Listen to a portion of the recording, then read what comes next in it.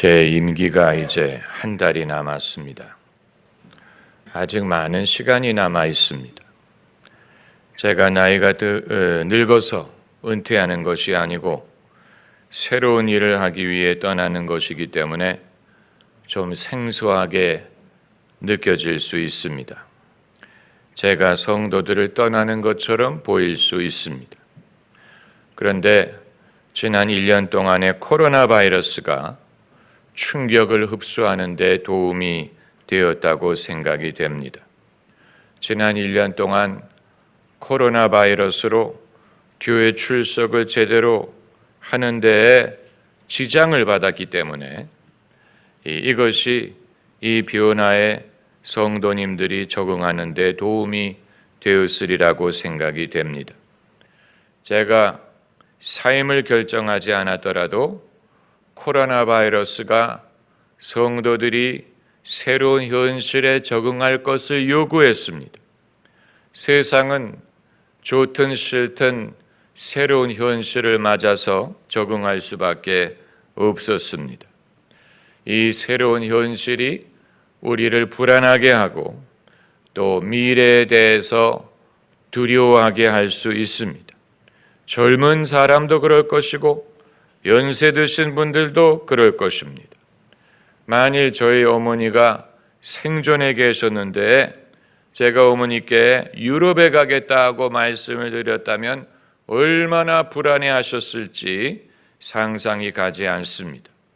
아마 저와 저희 처와 저희 아이도 비슷한 감정일 것입니다.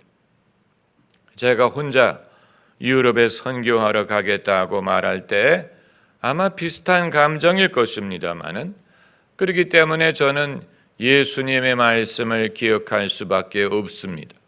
누구든 자기 부모와 또 형제와 집을 버리고 나와 및 복음을 위하여 버리지 아니하면 예수님은 당신이 당신의 가정을 버리고 복음을 전하셨고 또 그 제자들도 그렇게 하기를 명하지 않으셨습니까? 이것을 제가 비장한 심정으로 하는 게 아니고 이렇게 하지 않으면 주님이 맡기시는 일을 도저히 할 수가 없습니다. 저는 예수님을 믿은 후 처음으로 왜 예수께서 나와 및 복음을 위하여 무엇을 버릴 것을 명하셨는지, 그것이 어떤 물질이나 집을 말하는 것뿐만이 아니고 인륜, 자기의 가정에 대한 의무마저도 죽은 자가 죽은 자를 장사하게 하고 너는 나를 따르라, 이런 말씀을 하셨는지 과거에는 이해가 되지 않았는데 이제 새로운 사역을 준비하면서 그것이 납득이 됩니다. 저만 이런 결단을 내리고 이런 일을 하는 것이 아니에요. 과거 토론토 영락교회의 김재강 목사님이란 분은 그분이 은퇴하신 후에 레닌그라드, 러시아 레닌그라드에 선교를 하러 떠나셨습니다. 원래 그 목사님은 선교에 대한 비전이 있으셨어요. 그런데 왜 더 일찍 하지 못했느냐? 가족에 대한 염려 때문에, 가족에 대한 의무 때문에 외국에 나가서 선교를 할 엄두를 내지 못하다가 이제 교회를 정년 퇴임한 후에 이제는 더 이상 가족에 대한 의무에 매이지 않으리라고 판단을 하고 단독으로 레닌그라드로 향해서 러시아어를 하는 분이 아니었는데 거기에 가서 교회를 세우고 신학교를 세우고 은퇴하기 전에 토론토에서 하시던 목회보다도 더 큰 사역을 하셨던 것을 기억을 합니다. 여러분, 20년은 긴 세월이에요. 10년이면 강산이 변한다고 했는데 강산이 벌써 2번도 더 변할 만한 세월이 지나갔습니다. 저는 그동안에 제가 성도님들께 전달할 수 있는 말씀과 은혜는 다 전달했다고 생각을 하고 여러분이 그 기간 동안에 배울 만한 것이 있었다면 충분히 배우실 시간이 있었다고 생각을 합니다. 만약에 그 기간 중에 배우지 못하셨다면 앞으로 더 시간이 있다고 해서 배우리라는 보장은 없을 것입니다. 성경에 등장하는 목회자와 양들의 인연을 살펴보면 그들이 그렇게 많은 시간을 할애하지 않았어요. 예수님이 이 땅에 계셨던 시간이 얼마였습니까? 공생애를 하셨던 시간은 3년 반에 불과했어요. 3년 반, 그것은 긴 세월이 아니에요. 그리고 떠나가셨어요. 승천하셨어요. 승천하시기 전에 하신 말씀이 내가 너희를 떠나는 것이 너희에게 유익하다. 내가 떠나지 아니하면 보혜사가 오시지 아니하리라 말씀하셨어요. 3년 반이라는 짧은 기간, 그러나 제자들이 3년 반 동안에 배운 것을 가지고 땅끝까지 주님의 증인이 되기에 충분한 시간이었던 것입니다. 빌립과 에디오피의 사람의 인연을 보면 그들은 단 한 번 만났어요. 단 한 번. 한 달도 아니에요. 한 주도 아니에요. 단 한 번.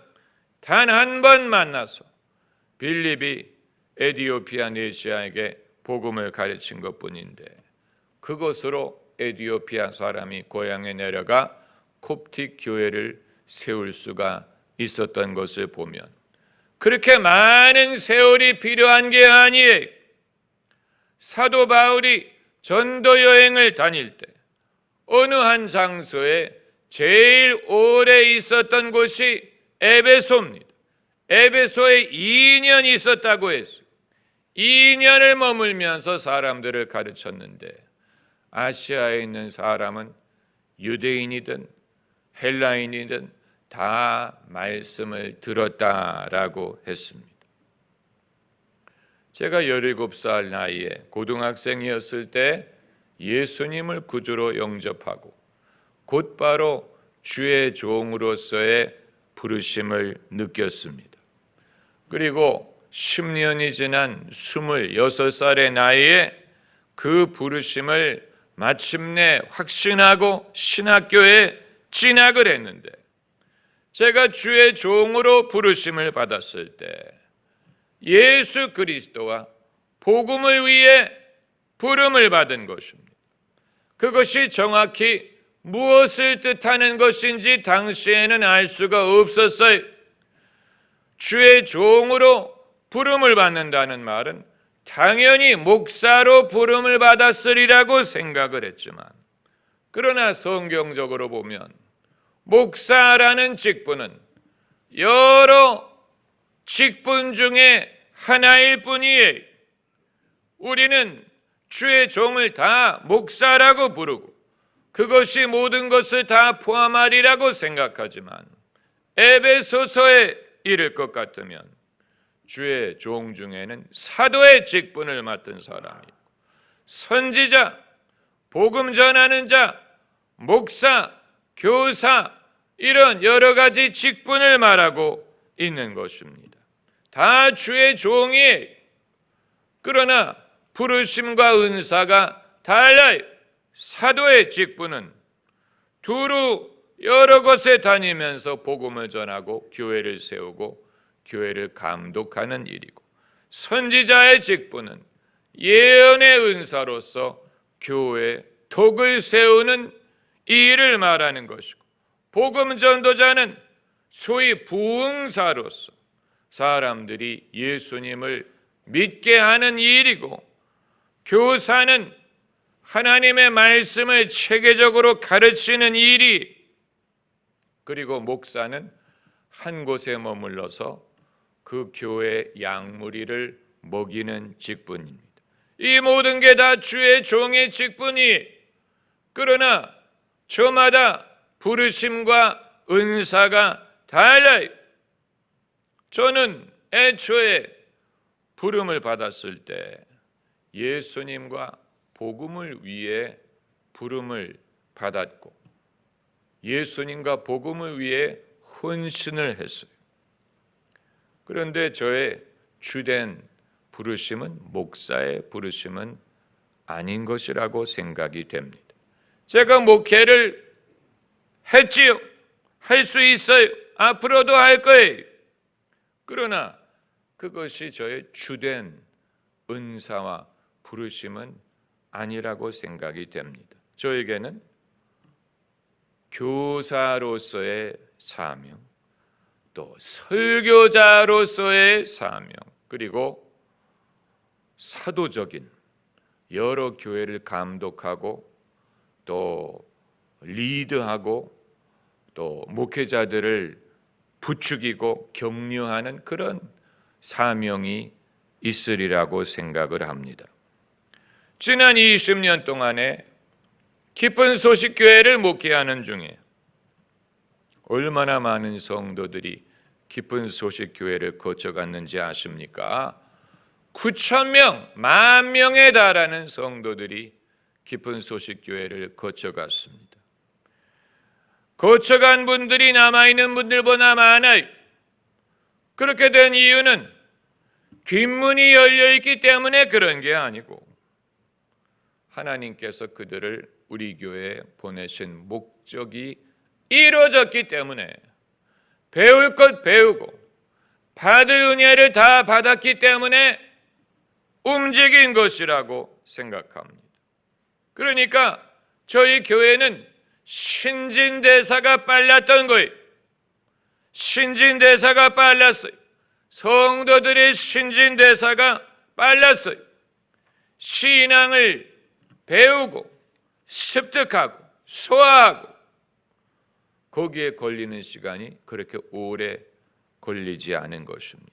여러분, 신앙을 배우는데 그렇게 많은 시간이 소요되지 않아요. 제가 지금까지 신앙생활하면서 어느 한 교회에 머물렀던 시간을 기억을 해보면 토론토 한인교회에 4년을 다녔고 예일대 다닐 때 캠퍼스 교회를 3년을 다녔고 뉴욕 한인교회를 2년을 다녔고 뉴욕의 비냐드 교회를 1년을 다녔고 전도사가 돼서 LA 등대교회에 2년 반이 있었고 명성교회에 와서 1년을 있었고 소망교회에 7년이 있었고 그리고 제일 오래 있었던 교회는 깊은 소식교회 20년을 있었어요. 그건 목회를 했기 때문입니다. 그러니까 우리 교회를 제외하면 어느 한 교회에 그렇게 긴 세월이 있었던 게 아니지만 그럼에도 배울 것을 배우고 할 일을 충분히 할 수 있었습니다. 여러분, 우리는 하나님이 우리에게 주시는 시간을 결코 과소평가하면 안 됩니다. 하나님은 당신의 목적을 이룰 만한 충분한 시간을 우리에게 주십니다. 배울 만한 것, 할 만한 일, 거기에 필요한 충분한 시간을 우리에게 주시리라고 믿어야 됩니다. 저는 대학교 캠퍼스 교회를 다니는 3년 동안에 그 3년간의 성령 세례를 받았고 방언, 통역, 예언하는 법을 배웠고 성령 사역을 배웠어요. 그것을 배운 결과로 제가 성령을 받으니까 남들을 위해 기도할 때 그들도 성령을 받게 되었어요. 토론토 영광교회에 1년 부목사로 있는 동안에 제가 개인 기도를 할 때 기도를 하는 중간에 찬양을 하는 법을 터득하기 시작했는데 그것이 저의 트레이드 마크가 됐어요. 지금도 기도를 인도할 때 찬양을 부르는 것은 그때부터 하기 시작한 것입니다. 제가 소망교회에 7년 부목사로 있으면서 최고의 설교 스승 밑에서 배웠는데 소망교회를 스쳐간 목사님들이 많지만 제가 곽선희 목사님의 설교 노하우를 가장 잘 배운 수제자였다고 저는 생각을 합니다. 그래서 곽 목사님 밑에서 현대인, 도시인, 지성인들에게 하나님의 말씀을 전하는 법을 배웠어요. 얼마나 귀한 배움이었겠습니까? 우리가 무엇을 배우기 위해 그렇게 많은 시간이 필요한 게 아니에요. 하나님은 우리에게 제한된 시간을 주십니다. 공부하기에도 제한된 시간, 또 젊음도 제한된 시간, 우리의 인생 자체가 제한된 시간이 우리에게 주시는 시간은 제한되었어요. 그러나 당신의 뜻을 이루기에는 충분한 시간을 주십니다. 저는 예수님을 처음 믿고 그리고 주의 종으로의 부름을 받은 후에 40년이라는 세월이 지나간 것이 지난 40년을 위한 것이었기보다는 이후의 일을 준비하기 위한 시간이었다고 믿습니다.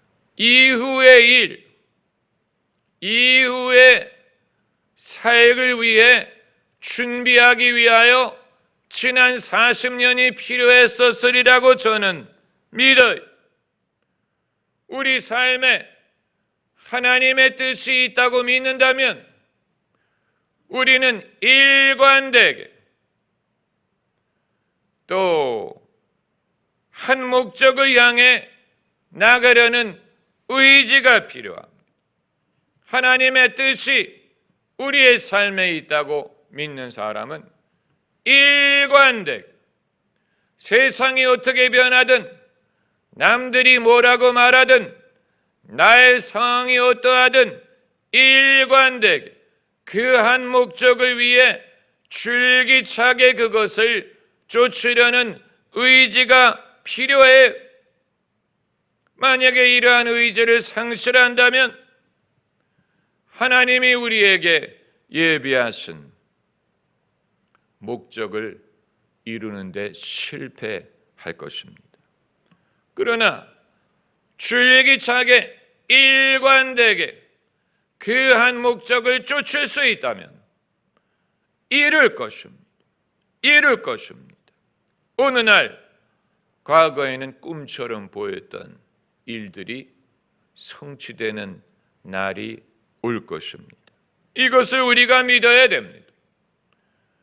제가 젊은 시절에 예배 드릴 때 언제 가장 흥분이 되고 신이 났냐면 복음을 들고 세상을 다니면서 복음을 전하고 성령의 능력을 나타내는 그런 생각을 할 때 그때 가장 흥분이 되고 신이 났었어요. 제가 처음 신학교 가기로 결정할 때 주변에 저를 위해 예언해 주시는 분들, 하나님의 말씀을 전해 주신 분들이 여러 분 계셨는데 그분들의 예언이 제가 한 곳에 머물러서 목회를 하는 것이 아니고 세계를 다니면서 복음을 전하게 되리라, 세상을 다니면서 복음을 두루 전하게 되리라, 이런 예언을 한 분들이 많이 계셨습니다. 그런데 아무리 기다려도 그것이 이루어질 조짐이 보이지 않았어요. 그래서 저는 마음을 접었어요.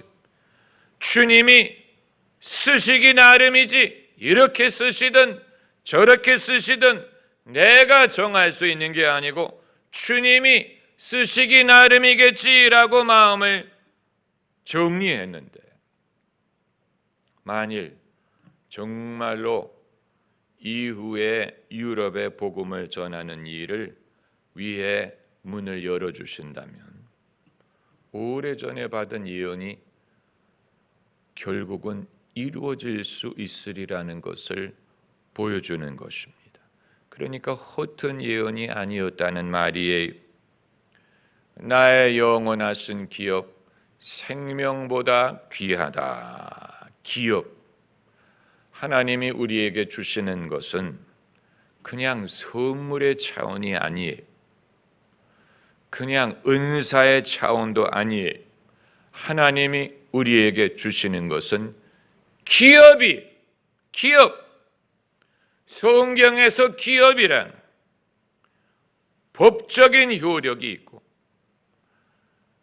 되돌릴 수 없고 상실할 수 없고 영원합니다.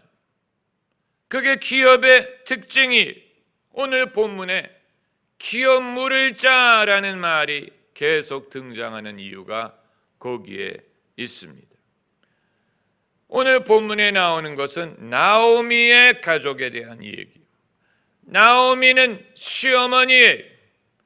나오미와 그 남편이 고향의 땅을 팔아버리고 베들레헴의 기업을 팔아버리고 모압으로 이주를 갔어요. 거기 가서 사는 동안에 남편이 죽고 두 아들이 죽고 가난해져서 빈털터리로 며느리 룻과 함께 고향으로 돌아왔어요. 이제 기업이 사라진 거예요. 팔아버렸기 때문에. 그리고 판 돈을 다 써버렸어요. 빈털터리가 되었어요. 그런데 보아스라는 부유한 남자가 룻을 사랑하게 돼서 이제 룻과 결혼을 하게 되는데, 룻과 결혼을 하기 이전에 나오미의 가정이 팔아버렸던 그 땅을 도로 사서 그것을 가문에 회복시켜 주면서 그리고 룻과 결혼을 하게 됩니다. 그래서 보아스를 기업 물을 자라고 부릅니다. 그 말은 이 기업을 잃어버린 것처럼 보이지만 이것은 잃어버릴 수 있는 게 아니에요. 구약의 이스라엘 백성은 자기가 받은 땅을 팔 수가 없어요.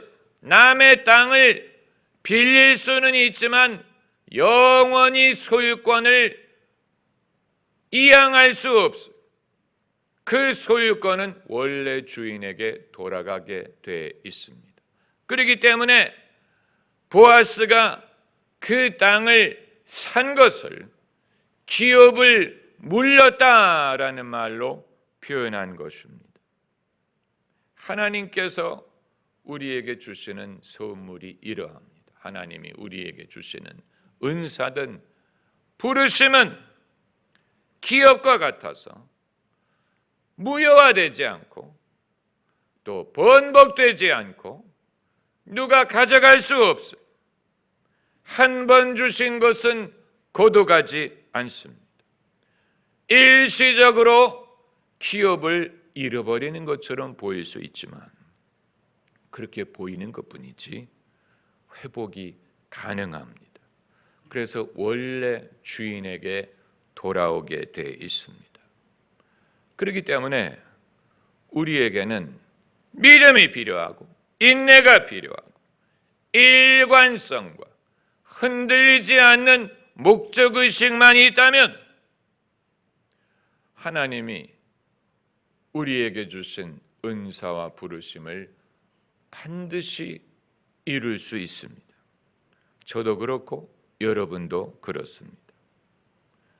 그렇기 때문에 여러분을 향한 하나님의 계획을 축복해야 됩니다. 여러분이 그것을 간절히 붙잡으시면 반드시 그렇게 됩니다. 할렐루야. 기도하십시다.